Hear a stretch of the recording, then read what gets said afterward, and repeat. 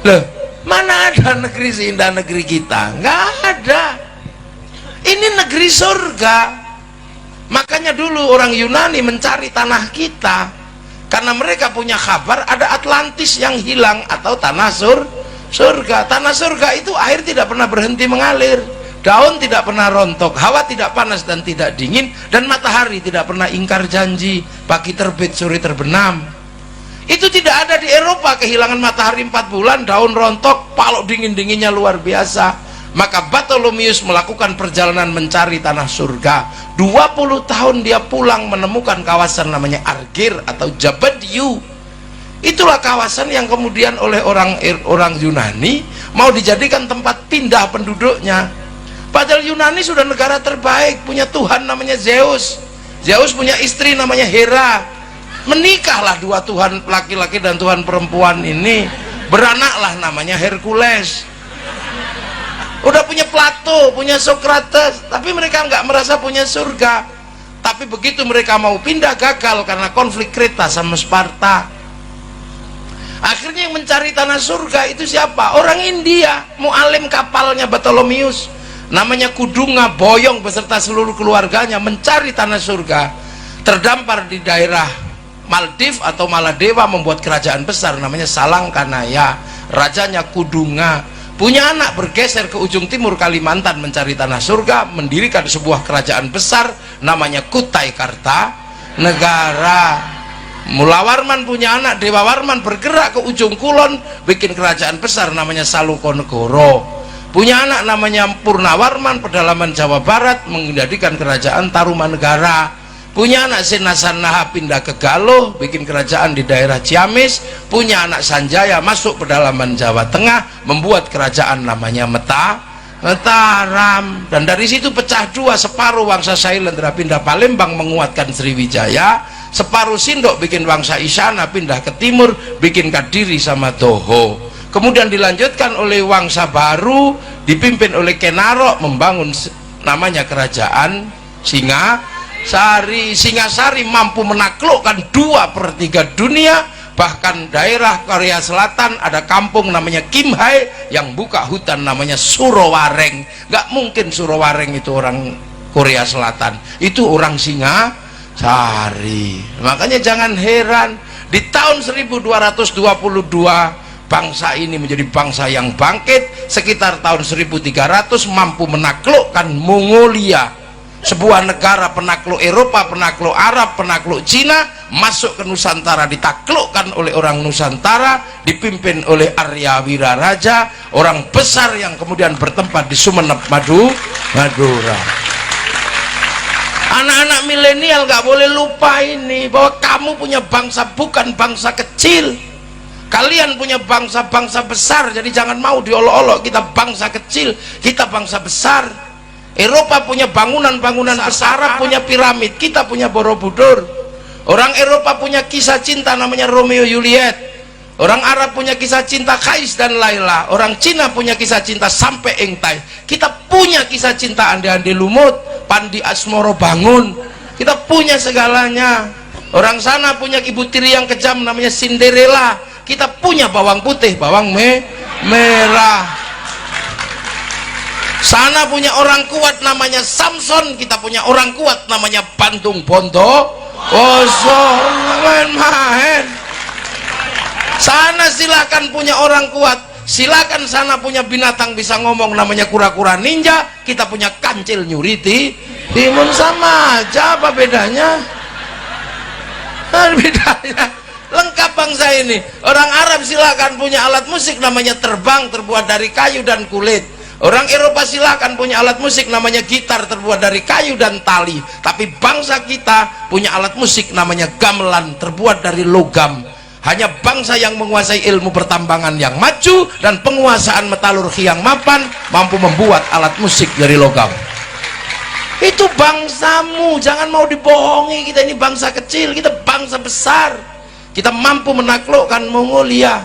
Bahkan kita mampu bersatu. Hari ini seluruh dunia sedang terkagum-kagum dengan Indonesia. Kenapa? Arab satu bangsa pecah menjadi puluhan negara, Eropa satu bangsa pecah puluhan negara, tapi kita puluhan bangsa mampu bersatu dalam satu negara, kesatuan Republik Indonesia.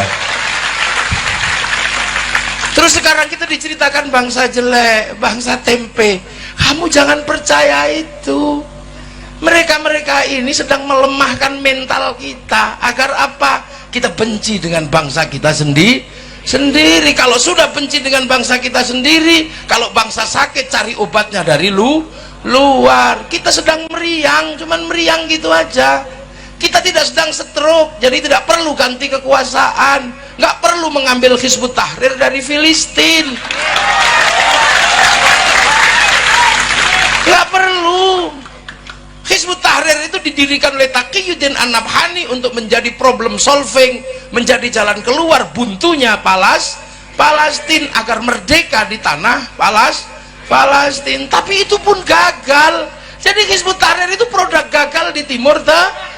Masa kamu kesini mau dipakai untuk menyelesaikan Indonesia? Lucu aja kalian. Hei anak-anak muda, jangan bodoh kamu. Ikhwanul Muslimin itu adalah cara orang Mesir mau keluar bagaimana menjadi bangsa yang mandiri. Ikhwanul Muslimin didirikan oleh Hasan al-Banna untuk menjawab problem Mesir, dan itu gagal. Kenapa kamu bawa ke sini untuk menyelesaikan problem bangsamu? Jangan bodoh nak ya. Kita ini punya, dan gak usah emosi.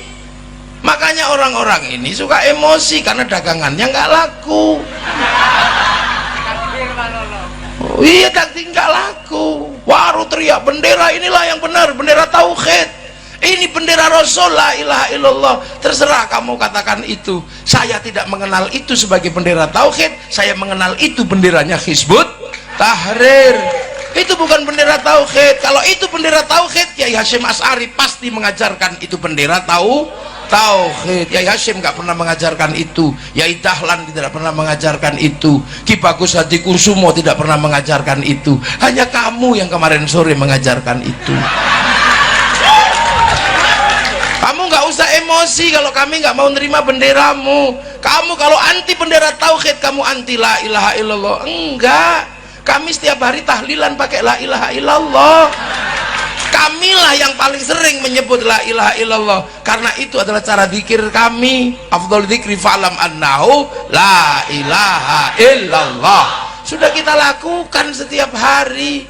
Maka jangan emosi kalau kamu anti bendera ini, kamu anti la ilaha illallah. Enggak nak, enggak, aku anti bendera PKI Palu Arit. Aku enggak suka, tapi kalau kami ke sawah tetap pakai arit, pergi nukang tetap pakai palu. Kenapa kamu ribut? Nah ini kita menjadi bangsa besar, makanya bangsa ini semuanya ada, gak usah ribut.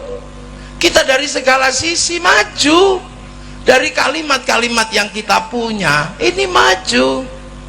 Ya, di Arab sana orang tidur disebut naum, di Inggris disebut sleep, di sini Bondowoso ada yang disebut sare, ada yang disebut tilem, ada yang disebut bobo, ketedung, oh, ada tedung, ada yang namanya tedung. Nah, di bawahnya itu udah macem-macem pangkatnya, ada micek, ada batang.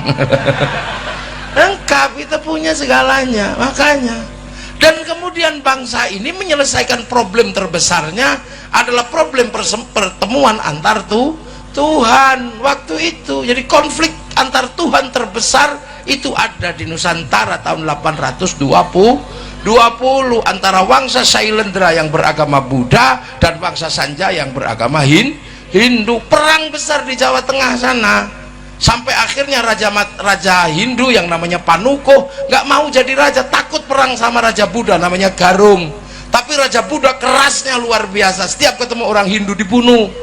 Akhirnya kemudian Garung berkuasa penuh dan kerajaan Sanjaya pelan-pelan meninggalkan rajanya hilang. Sampai satu ketika orang-orang Buddha yang kuat dipimpin Semaratungga mau bikin candi, nggak bisa. Akhirnya carilah orang Hindu, dapat arsitek namanya Panuko tadi itu, yang gelarnya Resi Guna Dharma. Maka dibangunlah candi Buddha tapi nuansanya Hindu karena arsiteknya Hindu. Berdirilah Sambara Budura yang kita kenal dengan nama Borobudur. Jadi itu arsiteknya namanya Panukuh. Maka jangan ngarang, itu bukan bikinan Nabi Sulaiman, hanya orang iseng aja menceritakan Nabi Sulaiman dari Sleman bangun Borobudur. Bukan, Nabi Sulaiman itu bertempat di tempat yang namanya Ardul Muqaddasah. Ardul Muqaddasah itu bukan Sleman, itu tempat saya. Ini dan ini bukan turunannya. Nah kan, Ratu Sabah bukan dari Wonosobo, bukan, itu buatan. Lah akhirnya berdiri Candi Buddha, nuansanya Hindu. Tiba-tiba anak Raja Buddha namanya Pramodawardhani jatuh cinta sama orang Hindu, si Panukuh itu. Terpaksalah dinikahkan antara anak Buddha sama anak Hindu. Maka kemudian kerajaan Buddha dikuasai oleh orang Hindu namanya Panukuh, bergelar Rakai Pikatan. Akhirnya rukun Hindu Buddha. Makanya kalian yang kemarin ribut 01, 02 jangan diteruskan. Jangan-jangan anakmu saling jatuh cinta, pusing kamu nanti. Udahlah, akhirnya rukun yang Hindu buatkan candi namanya Prambanan. Semenjak itu rukun bangsa ini. Balaputra Dewa pulang ke Palembang, bangun Sriwijaya, nggak ribut agama, Sriwijaya jadi besar. Sindok ke timur nggak ribut agama, Sindok membangun Wangsa, Sindok jadi besar. Singasari jadi besar. Majapahit menguatkan kerukunan itu, saling jaga, namanya Bhinneka Tunggal Ika, Bhinneka Tunggal Ika. Itu slogan besar agar apa? Tetap rukun. Semenjak itu saling jaga, yang Hindu jaga Buddha, yang Buddha jaga Hindu. Jadi kalau hari ini ada Banser jaga gereja, jangan salah paham, itulah warisan asli bangsa Indonesia. Yang pecalang jaga masjid di Bali, yang orang Kristen jaga masjid di New Zealand. Lo itu kok kalian sekarang aneh-aneh, lupa dengan akar bangsamu yang saling menjaga Bhinneka Tunggal Ika. Loh, ini lo cara pandang kaum muslimin yang maju ke depan, dipersiapkan untuk menjadi umat masa depan, mengerti perbedaan bangsa. Dan hari ini ketemu semua antar bangsa, nggak usah cerewet kamu. Orang Jepang nggak datang ke sini hari ini, tapi Mac-nya datang. Orang Korea nggak datang, tapi Samsung-nya datang. Kaum muslimin kalau mau pergi haji pasti cari orang Yahudi. Untuk urusan apa? Naik pesawat. Karena yang bisa bikin pesawat orang Yahudi. Pak Habibie suruh bikin pesawat gak jadi-jadi. Wong namanya tetuko, sing teko ra tuku-tuku, sing tuku ra teko loh. Ibu-ibu kalau mau cantik sekarang cari bedak kemana? Ke Perancis. Parfum dan bedaknya bagus. Kalau bedak Bondowoso nggak mau make karena beras ditumbuk pelonteng semua. Iya, kita setiap hari beli sesuatu butuh bank. Kenapa? Bank mengeluarkan uang. Bank bukan uang, bukan produksi KUD.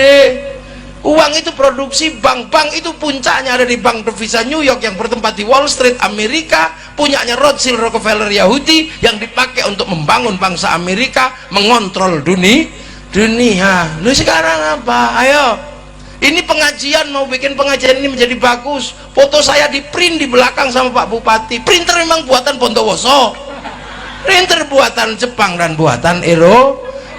Hari ini ketemu semua antar bangsa, maka dibekali dari awal. Kita dibekali bahwa manusia ini berbeda bangsa. Laqad khalaqnal insana fi ahsani taqwim. Kita ini ahsani taqwim Indonesia, bangsa Indonesia. Nggak usah kaget ketemu yang lain. Nah, ketemu semua. 20 tahun yang lalu saya mau lihat Afrika, itu saja mesti nunggu flora dan fauna.